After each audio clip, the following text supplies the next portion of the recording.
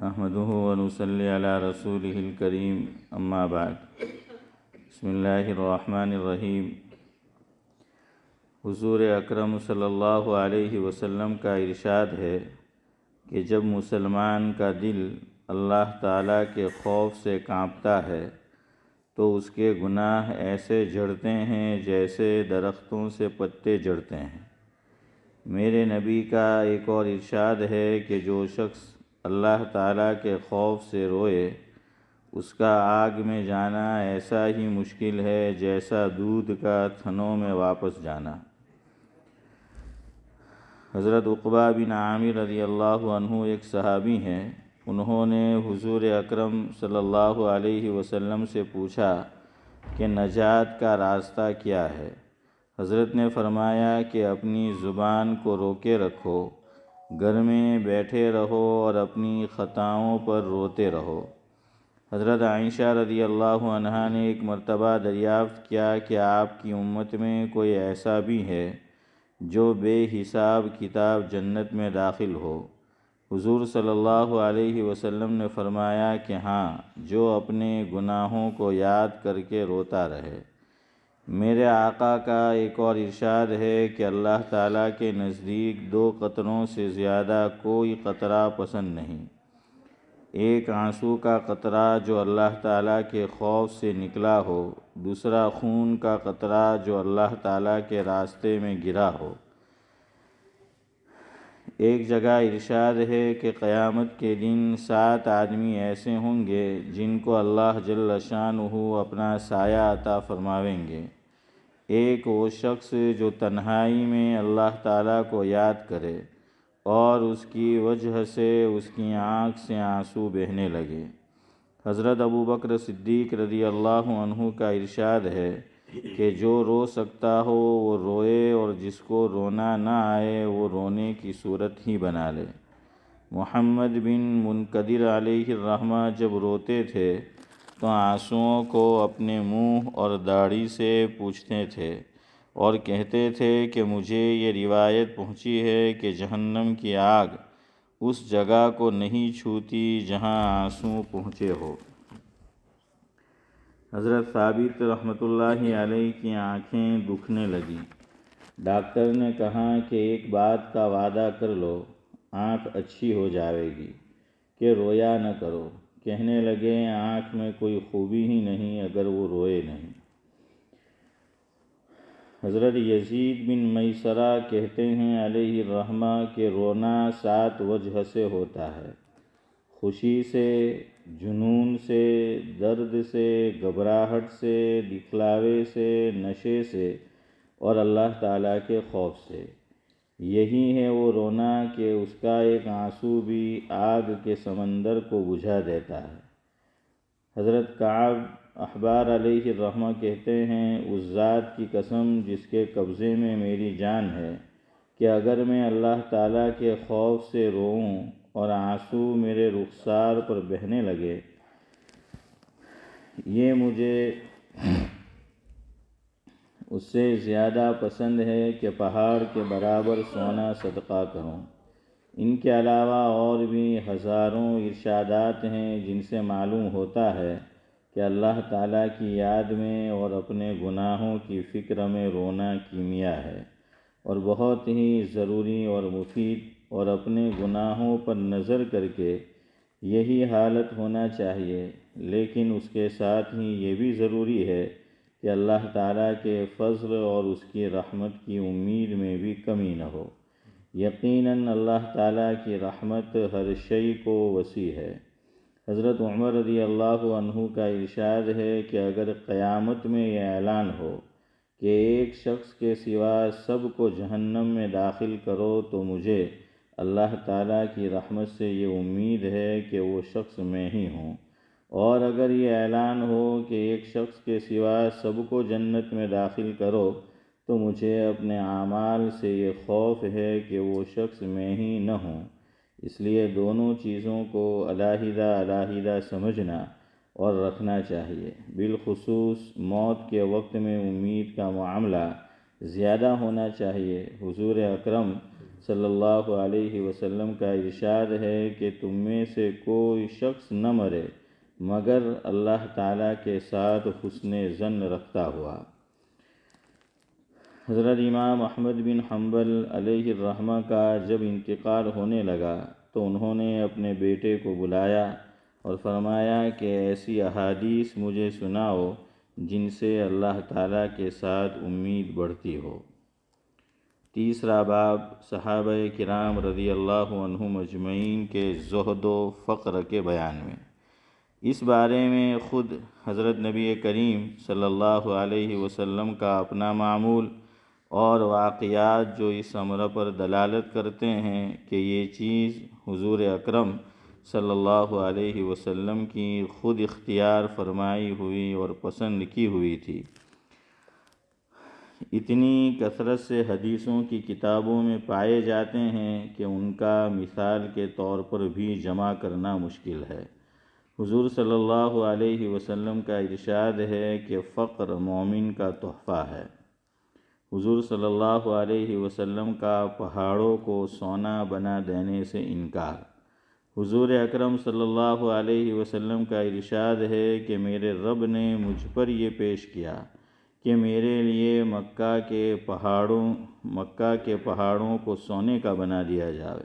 میں نے عرض کیا کہ اللہ، مجھے تو یہ پسند ہے کہ ایک دن پیٹ بھر کر کھاؤں تو دوسرے دن بھوکا رہوں، تاکہ جب بھوکا ہوں تو تیری طرف زاری کروں اور تجھے یاد کروں، اور جب پیٹ بھروں تو تیرا شکر کروں، تیری تعریف کروں۔ فائدہ: یہ اس ذات مقدس کا حال ہے جس کے ہم نام لیوا ہیں، اور اس کی امت میں ہونے پر فخر ہے، جس کی ہر بات ہمارے لیے قابل اتباع ہے۔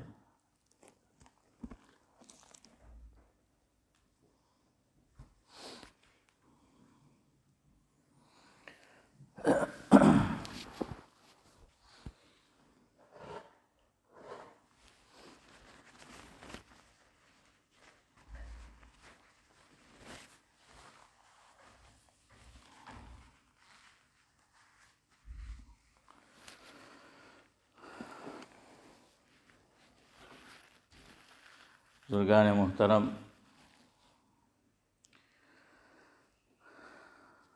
آج کی مجلس میں گزشتہ بدھ کو جو مضمون ہم نے شروع کیا تھا اسماء حسنہ کے متعلق، تو اسی گفتگو کو آگے بڑھانا ہے۔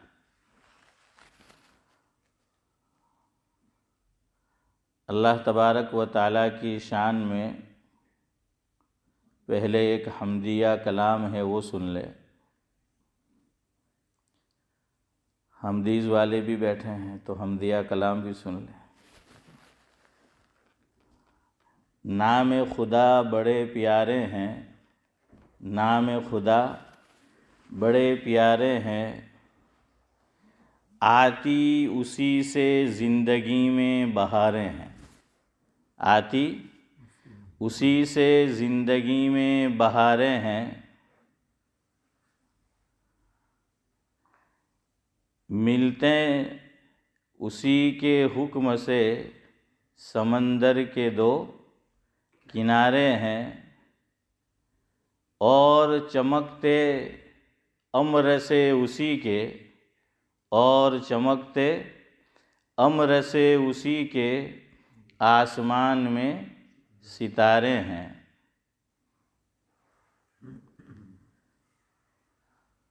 دیتی ہے کائنات کی ہر شے یعنی چیز، دیتی ہے کائنات کی ہر شے، الوہیت کے اشارے ہیں۔ رنج و غم میں ہر کوئی اسی کو پکارے ہیں، رنج و غم میں ہر کوئی اسی کو پکارے ہیں، ہے وہ سب کا خدا اور سب ہے اسی کے بندے، ہے وہ سب کا خدا اور ہے سب اسی کے بندے، وہی سب کی نیا پار لگاتے ہیں۔ شمس و قمر ارض و سما، شمس و قمر ارض و سما سب خاطر ہمارے بنائے ہیں، اور رات دن اس کو، اور رات دن اس کو خدمت میں ہماری لگائے ہیں، ہے نا؟ زمین، آسمان، سورج، چاند، یہ سب کیا کر رہے ہیں؟ خدمت کر رہے ہیں ہماری، اور رات دن اس کو خدمت میں ہماری لگائے ہیں۔ اور آخری مصرع ہے، سلام نام خدا میں ہے عجب تاثیر، سلام نام خدا میں ہے عجب تاثیر، دل کی دنیا میں ہوتے اس سے اجالے ہیں، دل کی دنیا میں ہوتے اس سے اجالے ہیں۔ ایک حدیث سن لے پہلے گفتگو شروع کرنے سے پہلے۔ اللہ کے نبی صلی اللہ علیہ وسلم نے فرمایا، ان للہ 99 اسما 100 غیر واحد من احصاها دخل الجنہ او کما قال علیہ الصلاۃ والسلام۔ اس روایت کا مفہوم یہ ہے، حضرت نبی کریم صلی اللہ علیہ وسلم نے ارشاد فرمایا کہ اللہ تبارک و تعالیٰ کے 99 نام ہے، 100 میں ایک کم۔ جو مسلمان اس کو یاد کر لے گا، اللہ تبارک و تعالیٰ اس کو جنت میں داخل کر دے گا۔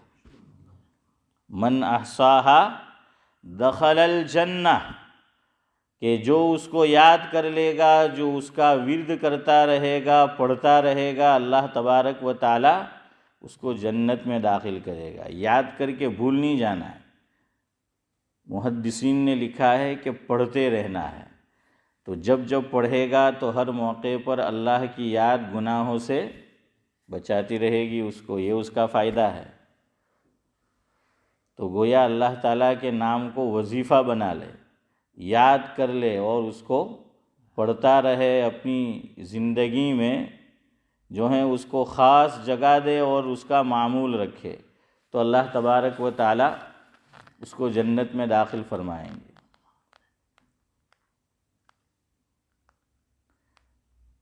سابق شیخ الحدیث، ام المدارس، دارالعلوم دیوبند، حضرت مولانا مفتی سعید احمد صاحب پالنپوری نور اللہ مرقدہ، حضرت کی ترمذی شریف کے دروس جو دارالعلوم دیوبند میں حضرت نے دیے تھے، تحفۃ العلمئی کے نام سے چھپ چکے ہیں۔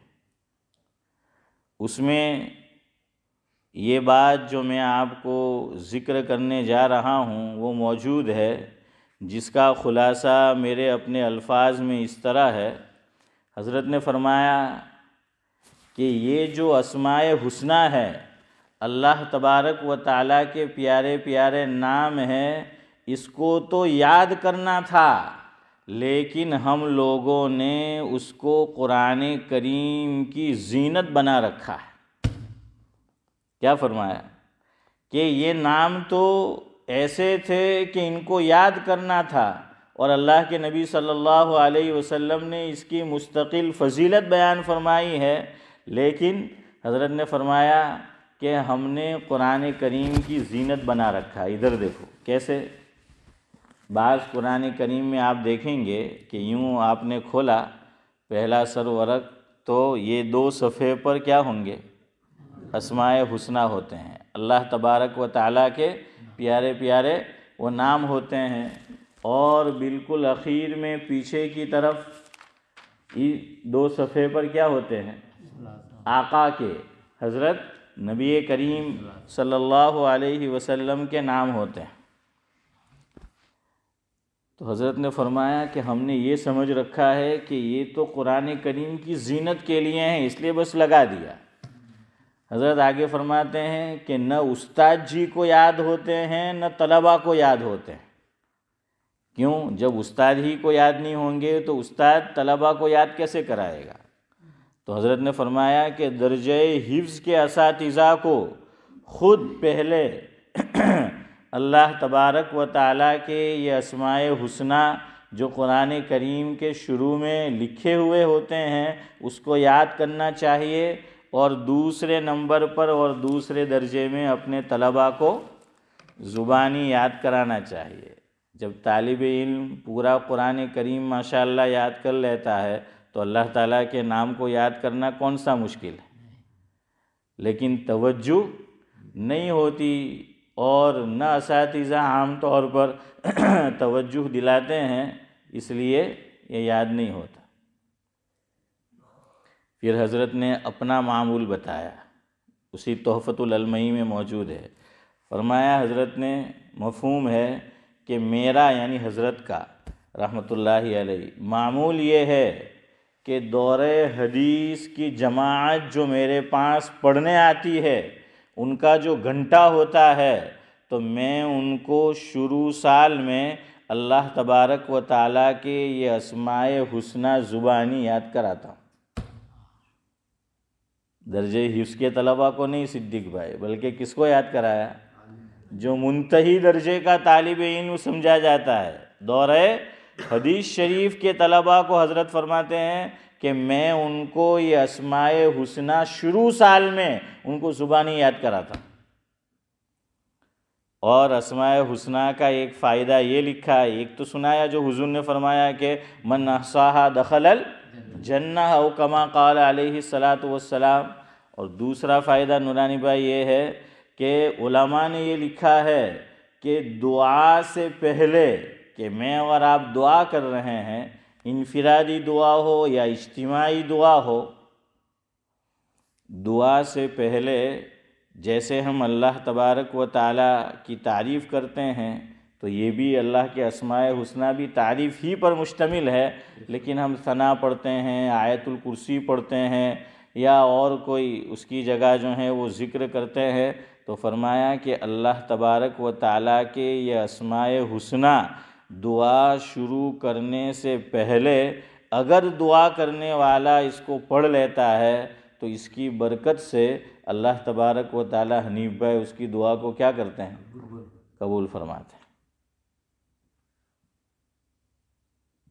تو ذاکر بھائی یاد کریں گے یا یوں کہیں گے مول صاحب હવે તમે જ યાદ કરી લેજો ને ધંધા પાણી હાથે કા ટાઈમ મળે આપણને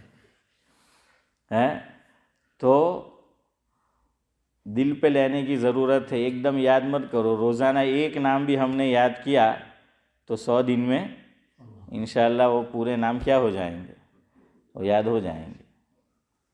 اچھا، یاد کر لینا اس سے یاد نہیں رہتا، یاد رکھو، آپ یاد کر لیں گے، میں یاد کر لوں اور ہم نے نہیں پڑھا تو کچھ دنوں کے بعد نسیم منسیہ، تو وہ کیا ہو جائیں گے؟ آدمی بھول جائے گا۔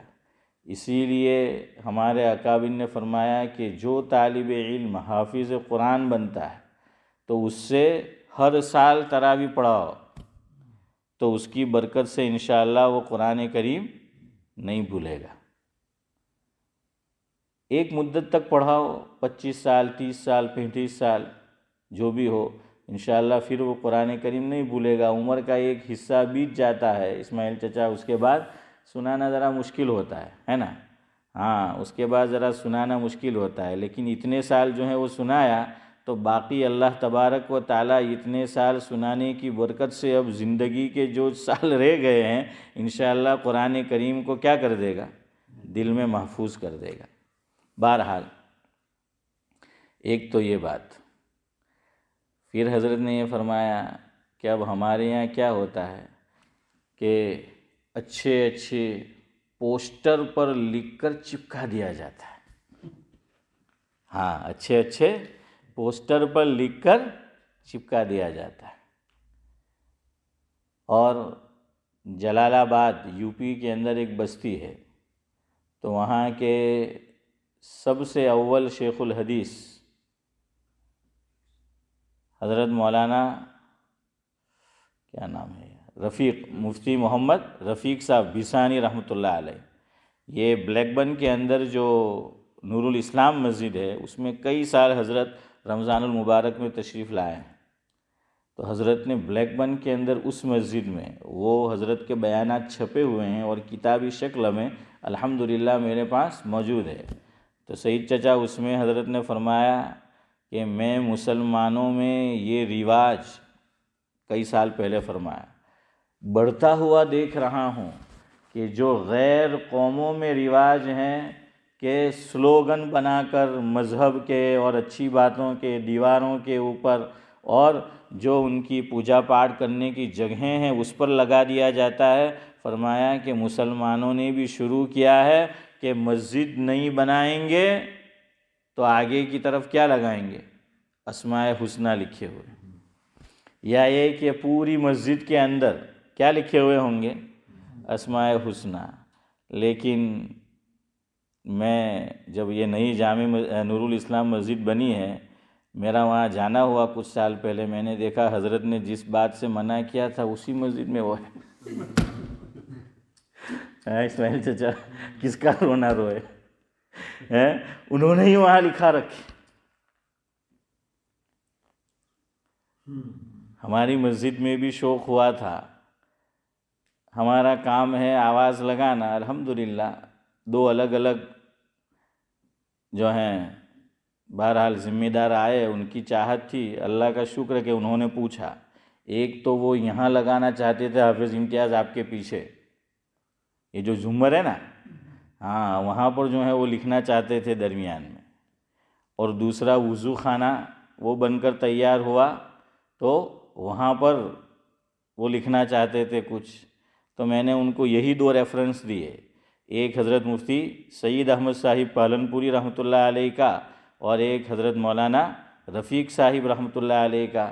میں نے کہا کہ حضرت نے جو فرمایا وہ صحیح ہے کہ ایسی باتیں جو ہم دیواروں کے اوپر لگا دیتے ہیں پھر یاد کرنا تو دور، آپ دیکھنا کچھ عرصے بعد کوئی پڑھتا بھی نہیں، دیکھ کے بھی نہیں پڑھتا ہے، کوئی نہیں پڑھتا ہے دیکھ کے.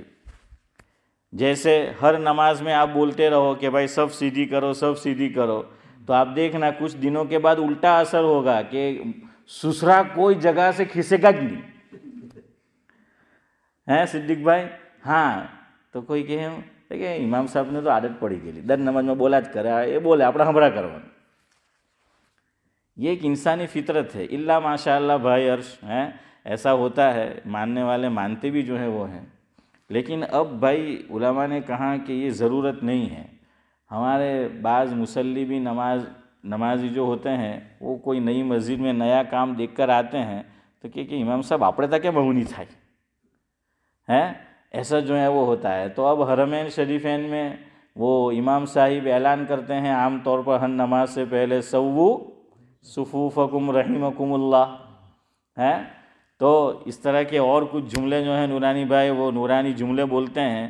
تو وہ کہتے ہیں کہ یہاں بھی، میں نے کہا وہ حرمین شریفین ہیں، ہزاروں آدمی ہوتے ہیں، تو وہاں بولنے کی ضرورت ہے کہ بھائی سب جو ہیں وہ برابر. یہاں تو اب کارپیٹ ہے اور وہاں پر یہ جو سیاہ لائن ہے وہ بنی ہوئی ہی اسی لیے ہیں کہ آدمی اس کے مطابق صف میں کھڑا ہو، اسی لیے تو اس کو بنایا گیا ہے. اس کا کلر جو ہے وہ یکساں رکھا گیا آخر تک، اور بلاک جو ہے وہ رکھا گیا تاکہ آدمی کو میسیج اور پیغام پہنچانا وہ کیا ہو جائے، وہ آسان ہو جائے. تو بہرحال الحمدللہ ہمارے یہاں بھی اللہ ان کو جزائے خیر دے. یہ ہمارا کوئی کمال نہیں ہے، یہ ہمارے اکابر کی باتیں ہیں اور اللہ نے ان کے دل میں ڈالا کہ انہوں نے قبول کی تو الحمدللہ. یعنی میں نے کہا خامخواہ کیوں خرچہ کرانا ہے. ہاں تو جملہ سنو مولانا رفیق صاحب رحمۃ اللہ علیہ کا. فرمایا کہ صحابہ کرام بھی چاہتے تو حضور کی احادیث اور قرآن کریم کی ایسی آیات کو جو ہیں وہ دیواروں پر چسپاں کر سکتے تھے، لگا سکتے تھے، لیکن انہوں نے نہیں کیا. حضرت کا جملہ بڑا پیارا ہے، سعید چچا سنو. فرمایا کہ صحابہ کرام ایسی باتوں کو دلوں کی تختی پر لکھتے تھے اور زبان سے ادا کرتے تھے۔ کیا کرتے تھے؟ دلوں کی تختی پر لکھ لیتے تھے اور زبان سے ادا کرتے تھے تو وہ یاد رہ جاتی تھی۔ اب یہ ایسا نہیں ہوتا۔ تو بہرحال اس لیے علماء نے منع کیا کہ بھئی ایسی چیزیں جو ہیں وہ مسجد جتنی سادہ ہو اتنا بہتر ہے۔ مسجد نقش و نگار سامنے نہ ہو، جتنی سادہ ہو اتنی جو ہے وہ بہتر ہے، تاکہ نمازی کا دھیان ادھر ادھر بٹے نہیں۔ ایک اور بات بزرگوں نے لکھی ہے، سنو۔ گاڑی کے اندر، کار کے اندر بعض لوگ سبحان الذی سخر لنا ھذا وما کننا لہ مقرنین وانا الی ربنا لمنقلبون، یہ جو ہیں وہ لٹکاتے ہیں۔ یا پھر اس کی جگہ ذاکر بھائی کیا ہوتا ہے؟ بسم اللہ توکلت علی اللہ، یا پھر اللہ یا محمد، وہ لٹکاتے ہیں۔ تو بزرگوں نے لکھا کہ اگر ڈرائیور نورانی بھائی کے گروپ سے ہو، ہاں ڈرائیور جو ہیں وہ ایڈمن نورانی بھائی ہو اور اس گروپ سے ہو تو فرمایا مت لگاؤ۔ کیوں؟ وہ بیڑی اور سگریٹ پئیں گے حنیف بھائی تو دھواں کہاں پہنچے گا؟ سیدھا اللہ تبارک و تعالیٰ کے مبارک نام پہ، حضور کے مبارک نام پہ حدیث ہوگی، دعا ہوگی، تو فرمایا کہ یہ بے ادبی ہے۔ یہ کیا ہے؟ بے ادبی ہے۔ تو اب لوگ لٹکاتے بھی ہے اور دھڑلے سے پھر سگریٹ پیتے ہیں۔ تو اگر اس کا ادب ہو تو لٹکاؤ، ورنہ مت لٹکاؤ۔ اور ماضی قریب میں ہمارے ایک بزرگ کا پاکستان کے اندر گلشن اقبال میں انتقال ہوا، جس سے میری مراد حضرت مولانا حکیم محمد اختر صاحب نور اللہ مرقدہ ہے۔ حضرت نے فرمایا کہ مسلمانوں کے گھروں میں یہ دیکھتا ہوں تو بڑا افسوس ہوتا ہے کہ ٹی وی لگا ہوا ہے۔ پہلے تو وہ رکھتے تھے ٹیبل کے اوپر، اب تو اس کو لٹکایا جاتا ہے۔ ہاں اب تو جو ہے وہ لٹکایا ہوا ہوتا ہے۔ تو حضرت نے فرمایا کہ بعض گھرانے میں جانا ہوا، مسلمان ہے، دین سے نسبت اور لگاؤ بھی ہے صدیق بھائی، اور جا کر دیکھا کہ ٹی وی ہے، ٹی وی پر فلمیں دیکھتے ہیں، گانا جو ہے وہ ہوتا ہے، اور بھی دوسرے مذاہب کے رسم و رواج ہوتے ہیں، اور اوپر ایک طرف اللہ کا نام لکھا ہوا ہے، ایک طرف نبی کا نام لکھا ہے۔ فرمایا کہ یہ بھی بے ادبی ہے، یہ بھی جو ہے وہ بے ادبی ہے۔ آپ نے وہ رکھا ہے تو پھر وہاں یہ نہ رکھو۔ اچھا تو یہی ہے کہ رکھو ہی مت، لیکن بہرحال اگر کسی وجہ سے جو ہیں اس پر ہم قادر نہیں ہیں، اللہ سے مانگتے بھی رہے اور پھر وہ نام نہ رکھا جائے، فرمایا کہ یہ بھی کیا ہے؟ یہ بھی بے ادبی ہے۔ اچھا یہاں ایک بات اور سمجھو، حضرت مولانا حکیم محمد اختر صاحب نور اللہ مرقدہ ہی کا ارشاد ہے کہ ایک زمانے تک میں تذبذب کا شکار رہا کہ ہمارے یہاں کیا ہوتا ہے، میرے والد صاحب مرحوم کو بھی آگے پیچھے بھی میں نے آپ کو بتایا تھا کہ ان کو شوق تھا، تو پورے ہمارے سٹنگ روم کے اندر جو پرانا مکان ہے تختے سے بھرا ہوا تھا، پورے تینوں طرف، ایک طرف چھوڑ دیا تھا، وہ تینوں طرف 3 دیواروں پر والد مرحوم نے وہ تختے جو ہیں وہ لگا رکھے تھے، اور ہمیں بھی نہیں معلوم، میں بھی چھوٹا تھا، لیکن ابھی تک یاد ہے اس میں ہاں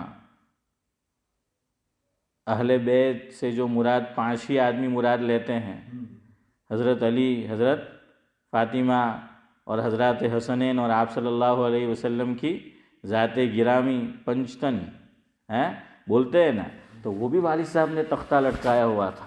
میں نے کہا آج کے دور میں کوئی آتا تو ہم کو شیعہ ہی سمجھتا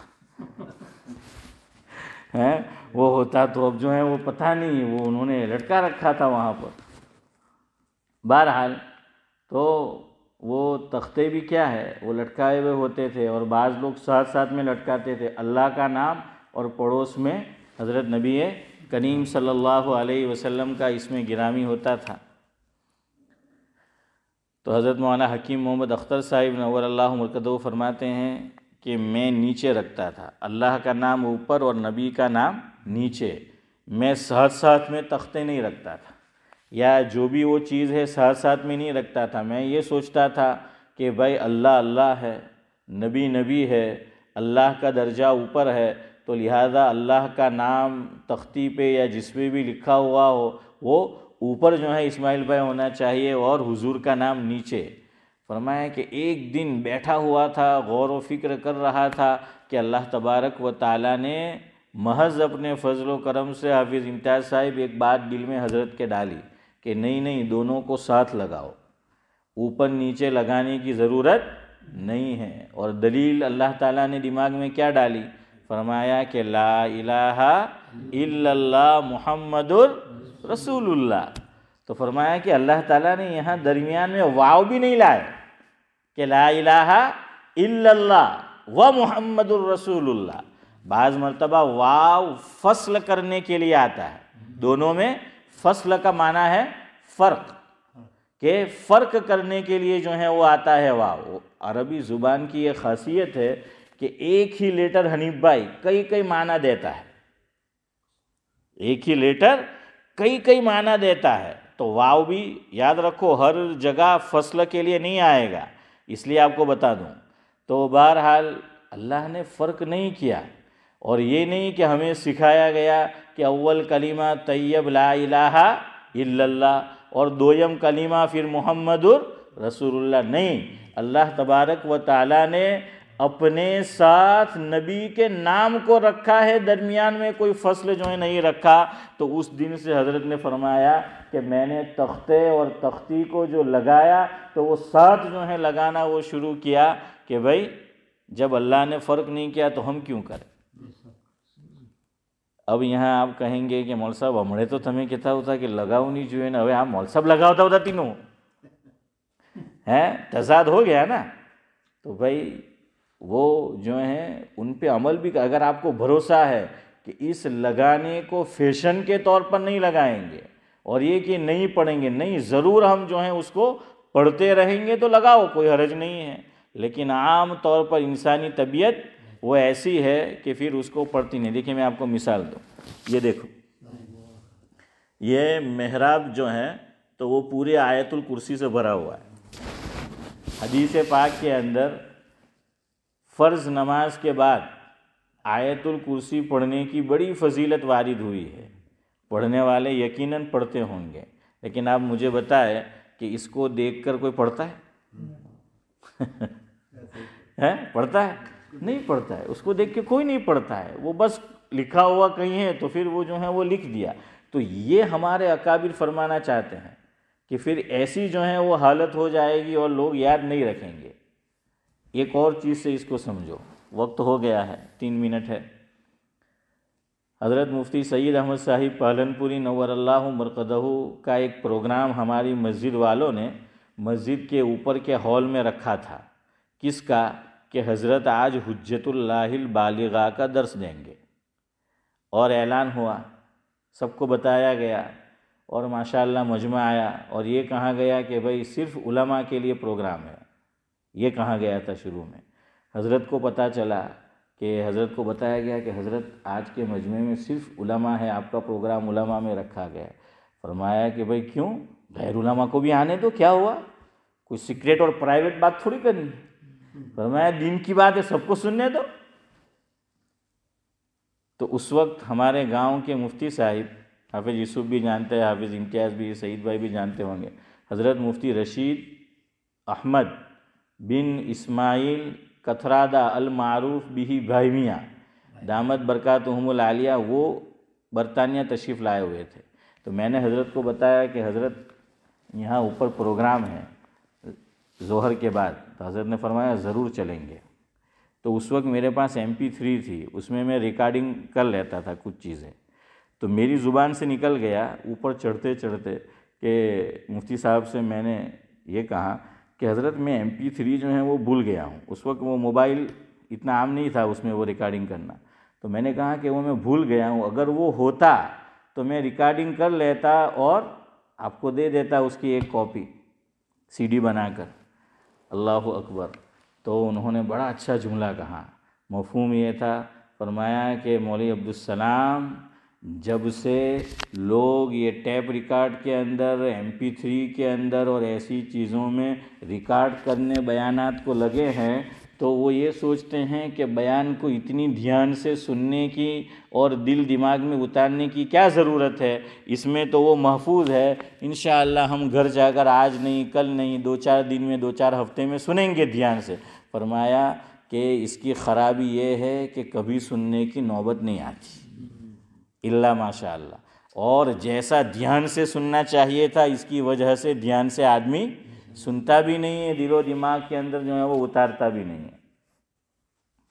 پھر ایک اور جملہ فرمایا کہ مدارس کے اندر بھی اب تعمیر پر زیادہ زور اور تعلیم پر کم زور،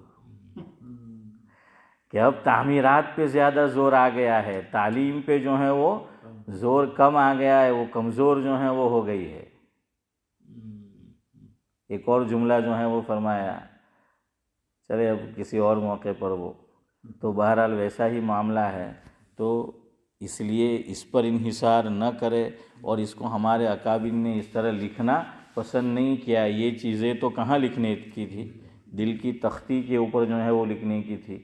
بہرحال وقت ہو گیا ہے، اللہ تبارک و تعالی مجھے بھی جو ہے وہ زبانی یاد کرنے کی توفیق عطا فرمائے، اور آپ تمام سامعین کو بھی۔ 2-3 آمینہ ہی کھائی ہے ہمڑے تھی نیت کرنے بیٹھ رہا کیا لا یہ بدو آپادی کا تھائی ہے۔ تو بہرحال سبحان اللہ و بحمدہ، سبحانک اللہم و بحمدک، نشہد ان لا الہ الا انت، نستغفرک۔